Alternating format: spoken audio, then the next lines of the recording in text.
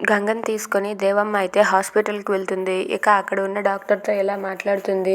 Madam, మా కోడలికి ఇక జీవితంలో పిల్లలు పుట్టరని ఒక హాస్పిటల్లో చెప్పారు. ఇక మేము ఫైనల్ డిసిషన్ తీసుకోవడానికి మరొకసారి చెకప్ చేయించుకోవడానికి వచ్చాము అని చెప్పి అంటూ ఉంటుంది.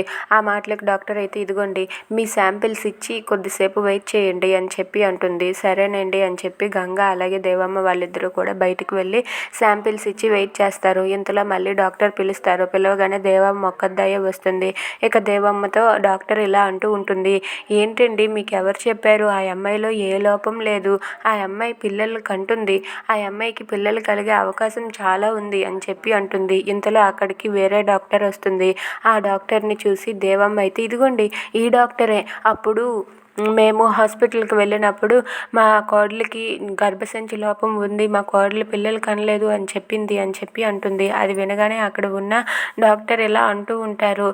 అవును నేనే చెప్పాను, కానీ పుష్ప అంటే ఎవరు అని చెప్పి అంటుంది. పుష్ప మా 4వ కోడలమ్మ అని చెప్పి అంటుంది.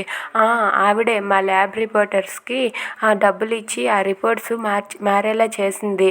అందుకే ఆ రిపోర్ట్స్ మారాయి కాబట్టి మీ కోడలికి పిల్లలు కలగరు అని చెప్పాను. మీ కోడలు రిపోర్ట్స్ చాలా బాగున్నాయి, మీ కోడలికి పిల్లలు పుడతారని చెప్పి అంటుంది.